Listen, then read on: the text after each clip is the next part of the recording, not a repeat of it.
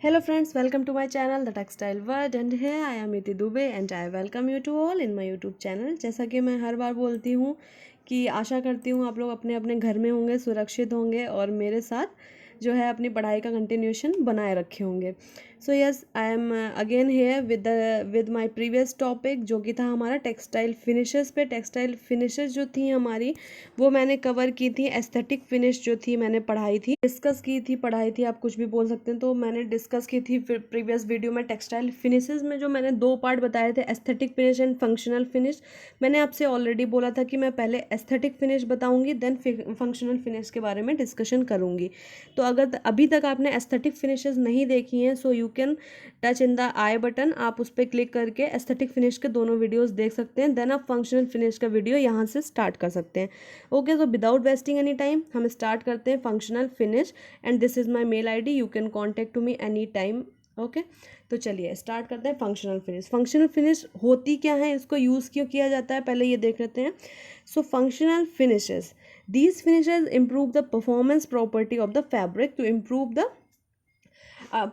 and altered performance। तो ये basically जो होता है, ये जो होती है इन्हेंस या इम्प्रूव करने के लिए जो होती है परफॉर्मेंस प्रॉपर्टी।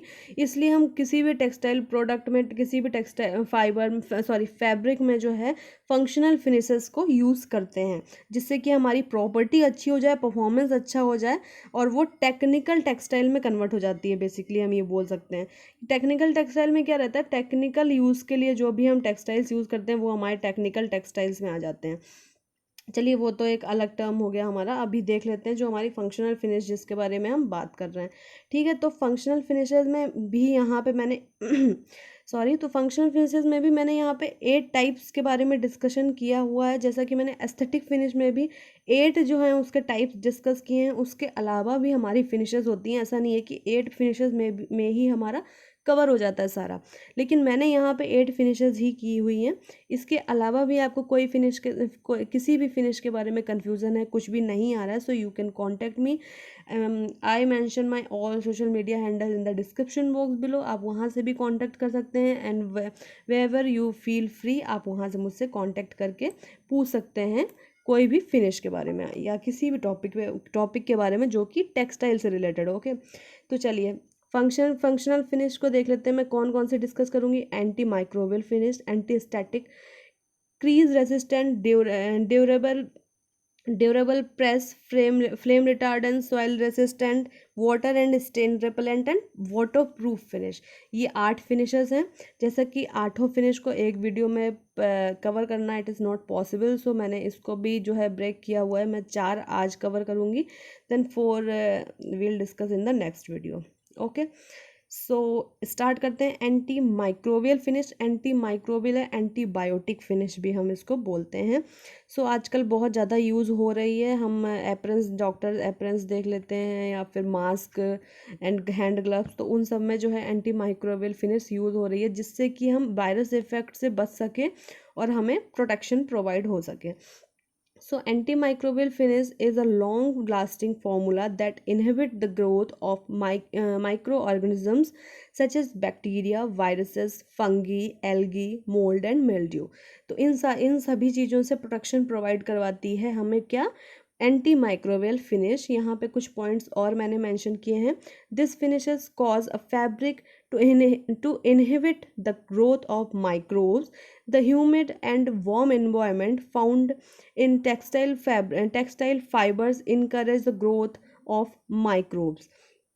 तो इसमें क्या होता है कि मतलब इस फिनिश के थ्रू जो ग्रोथ होती है माइक्रोब्स की वो जो है बढ़ने से रुक जाती है, कंट्रोल में हो जाती है, बढ़ती नहीं है, जिससे कि हम इन्फेक्टेड होने से बच जाते हैं। Infection by microbes can cause cross infection.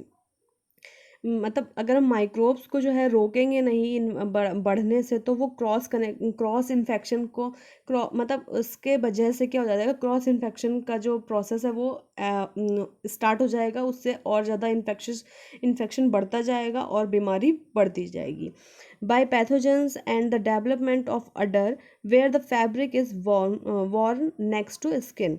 In addition, stains and loss of fiber quality of textile substrate can also take place. Okay, तो एंटी माइक्रोबियल फिनिश यहाँ पे मैंने डिस्कस की, जो कि हम आजकल पीपी किट्स में भी अप्लाई करी जा रही है। बहुत लोग जो हैं इस पे रिसर्च भी कर रहे हैं, तो ये बहुत इंपॉर्टेंट फिनिश है। Then next coming to the anti static finish, ये हमारी सेकंड नंबर की फिनिश है, ये दूसरी फिनिश है जो मैं डिस्कस कर रही हूँ आज फंक्शनल फिनिशेस के वीडियो में। तो एंटी स्टैटिक फिनिश क्या होती है, आपने बहुत बार रियलाइज़ किया होगा, कोई भी आप मतलब कोई सिंथेटिक फैब्रिक पहन रहे हैं, कैरी कर रहे हैं, तो कभी कभी देखते होंगे कि अजीब सी आवाज़ के साथ जो है वो आपकी स्किन के कांटेक्ट में आ जाता है, बिल्कुल चिपक जाता है फैब्रिक, जिससे कि अनकम्फर्ट भी हमें फील होता है। और ये जो होता है, और जो ये चीज़ होती है वो इसी वजह से होती है क्योंकि फैब्रिक में जो है एंटी स्टैटिक प्रॉपर्टी ऑटोमेटिकली होती हैं। उनको कम करने के लिए हम एंटी स्टैटिक फिनिश देते हैं, किसी भी सिंथेटिक फैब्रिक या जिस भी फैब्रिक में ये प्रॉपर्टी हो जाती है।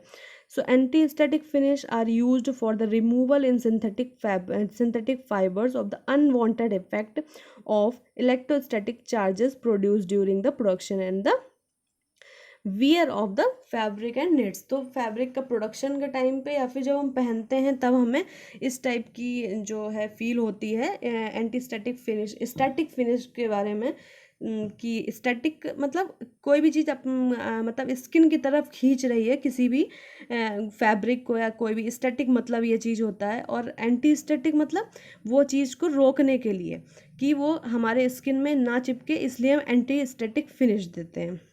ओके, तो यहाँ पे कुछ पॉइंट्स हैं। Synthetic fibres of hydrophobic nature and prone to generate of static charges. This problem is very troublesome while processing the fabric at high speed in dry state. Anti-static agents are used. Anti-static agent use करे जाते हैं इस finish के लिए। Anti-static agents are absorb small amount of moisture from the atmosphere, thus reducing the dryness of the fabric. So जो इसके antistatic finish के लिए जो फाइबर्स होते हैं वो हाइड्रोफोबिक होते हैं। हाइड्रोफोबिक नेचर के होते हैं। हाइड्रोफोबिक नेचर मतलब उसमें वाटर एब्जॉर्बेंसी कम होती है, वाटर एब्जॉर्ब नहीं करते हैं हाइड्रोफोबिक नेचर के जो हमारे फाइबर्स होते हैं। Then antistatic finishes are semi durable. ये सेमी ड्यूरेबल होती हैं, आफ्टर वॉश जो होती है या 2-3 वॉश के बाद जो है, या आप लॉन्ड्रिंग करवा रहे हैं या फिर आप ड्राई क्लीनिंग करवा रहे हैं, तो ये थोड़ी थोड़ी वॉश आउट हो जाती है एंटीस्टैटिक जो हमारी फिनिश होती है। सो हम नेक्स्ट देख लेते हैं। नेक्स्ट हमारी क्रीज रेसिस्टेंट फिनिश है। क्रीज रेजिस्टेंट फिनिश में हम क्या होता है, जैसे आप देखते होंगे नॉर्मल हम कॉटन की शर्ट पहनते हैं तो उसमें जब हम उसको पहनते हैं तब बिल्कुल क्रीज्ड होती है, बहुत अच्छे से हमारी बिल्कुल प्लेन दिखती है, प्लेन सरफेस उसका होता है। देन आफ्टर सम टाइम हम किसी भी ऐसे मतलब नॉर्मली धूप लगा के भी बैठे तो पीछे बैक साइड में ऐसे लाइंस बन जाती हैं, क्रीज आ जाती है, रिंकल्स आ जाते हैं। तो ये जो चीज़ें होती है इनको मतलब इनको हटाने के लिए हम क्रीज रेसिस्टेंट फिनिश यूज़ करते हैं, जिससे हमारी क्रीज जो है वो रेसिस्ट रहे, वो बनी रहे, वो जल्दी ना जाए। तो इसका मतलब ये हुआ क्रीज रेजिस्टेंट फिनिश का। अब देख लेते हैं कि क्या होती है, कैसे होती है। The formation of crease is an undesirable property of the apparels, so materials has to be made either crease resistant or recoverable.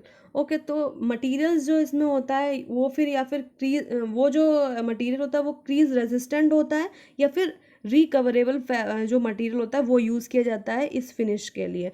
The objective of this finish is to keep the fabric flat and smooth and free from the undesirable creases.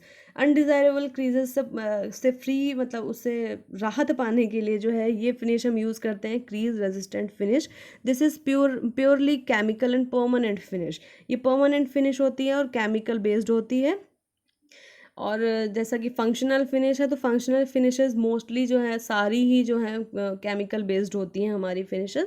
तो mainly applied in किस में apply होती है, जो हमारे cellulosic fibre होते हैं like cotton, rayon and flax, इन फाइबर्स में जो होती है जल्दी क्रीज आ जाती है, जल्दी रिंकल्स आ जाते हैं, इसलिए हम इनमें जो है अप्लाई करते हैं crease resistant finish. Wrinkle occurs due to the hydrogen bond of the cellulosic molecules in the amorphous region. Amorphous region में जो होता है सेलुलोजिक फाइबर हाइड्रोजन बॉन्ड बनाते हैं, इसकी वजह से जो है हमारे रिंकल्स आ जाते हैं फैब्रिक में। So due to this application of heat और moisture the hydrogen bond breaks and new hydrogen bonds occur at the new dimension.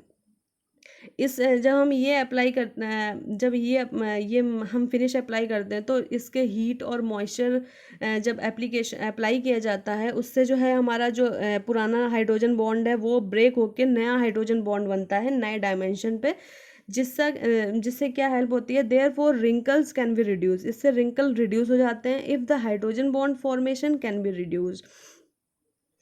The most commonly used cross linkage agent the resin, जो resin है वो cross linkage का main agent है जो mostly use किया जाता है। The resin react with the OH groups of cellulose forming cross link which is durable and hence increase recovery thereby dimensional stability of the fabric। सो यहाँ हमने crease recovery या फिर crease resistant finish के बारे में पढ़ा। Then next come into the हमारी जो नेक्स्ट फिनिश है फ्लेम रिटार्डेंट फिनिश, जो कि हमारी फोर्थ वन एंड लास्ट है आज के वीडियो के लिए। सो फ्लेम रिटार्डेंट फिनिश क्या है? फ्लेम रिटार्डेंट में जैसा कि नाम से लग रहा है कि हमें फायर से प्रोटेक्शन प्रोवाइड करवाती होगी, ऐसी कुछ इस फिनिश में होगा। सो हाँ, ऐसा ही होता है इस फिनिश में, फायर से प्रोटेक्शन प्रोवाइड करवाती है। इस फिनिश को हम यूज़ करके जो फैब्रिक पे यूज़ करी जाती है, तो हम हम फायर के कांटेक्ट में आके भी अपने आप को सेफ कर सकते हैं। So flame retardant finish provide textile with an important performance characteristics, that is it stop the propagation of fibres when it comes in the contact with the fire। Fire के कांटेक्ट में आके भी हमें जो है प्रोटेक्शन प्रोवाइड करवाती है। Flame retardant finish is surface finish and coating that inhibit suppress or delay the production of flame to prevent the spread of fire। So fire को फैलने से रोकती है।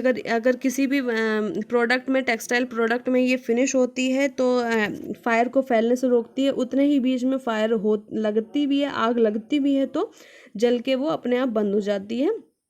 तो ये होता है हमारा फ्लेम रिटार्डेंट फिनिश का मेन फंक्शन। सो यहाँ इंपॉर्टेंस दी है, इंपॉर्टेंस क्या है, कहाँ कहाँ यूज़ किया जाता है फ्लेम रिटार्डेंट फिनिश को, वो यहाँ पे मैंने बताया हुआ है। So it is useful for the consumers के लिए तो है, कंज्यूमर प्रोटेक्शन के लिए। Then fire fighters and emergency personnels के लिए, इमरजेंसी पर्सन के लिए जैसे फायर फाइटर्स होते हैं उनके लिए यूज़फुल है।